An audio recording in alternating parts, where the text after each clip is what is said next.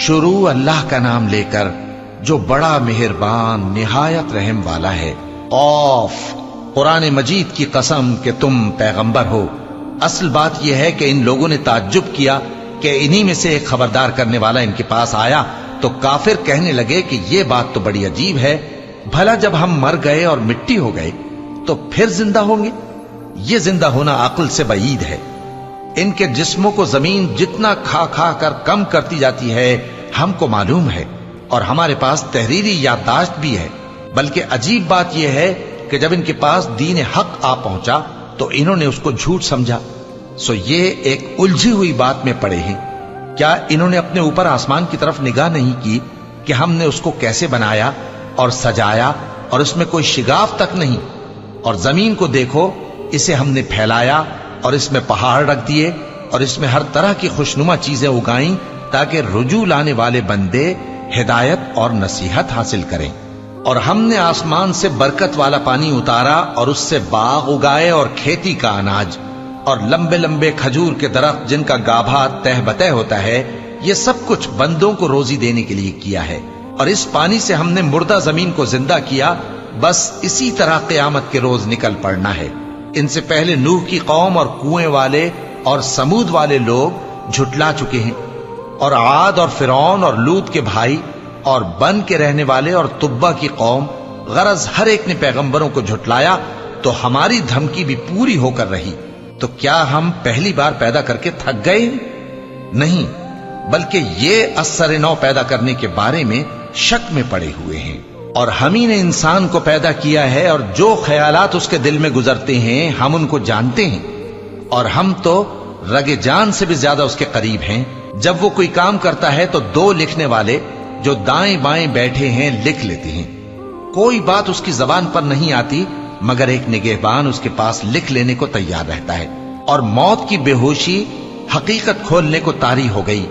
اے انسان، یہی وہ حالت ہے جس سے تو بھاگتا تھا، اور سور پھونکا جائے گا، یہی عذاب کی دھمکی کا دن ہے۔ اور ہر شخص ہمارے سامنے اس حال میں آئے گا کہ ایک فرشتہ اس کے ساتھ ہانکنے والا ہوگا اور ایک اس کے اعمال کی گواہی دینے والا۔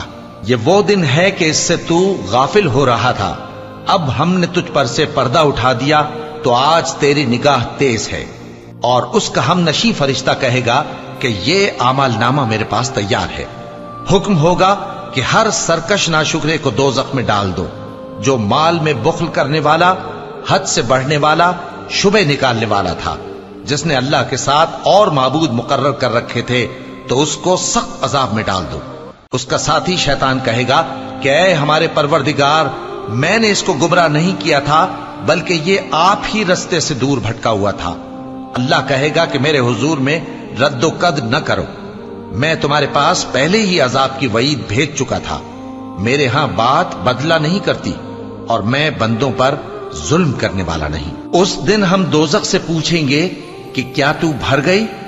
وہ کہے گی کہ کچھ اور بھی ہے، اور بہشت پرہیزگاروں کے قریب کر دی جائے گی کہ ان سے مطلق دور نہ ہوگی۔ یہی وہ چیز ہے جس کا تم سے وعدہ کیا جاتا تھا، یعنی ہر رجوع لانے والے، حفاظت کرنے والے سے، جو رحمان سے بن دیکھے ڈرتا رہا اور رجوع کرنے والا دل لے کر آیا، اس میں سلامتی کے ساتھ داخل ہو جاؤ۔ یہ ہمیشہ رہنے کا دن ہے، وہاں جو چاہیں گے ان کے لیے حاضر ہوگا۔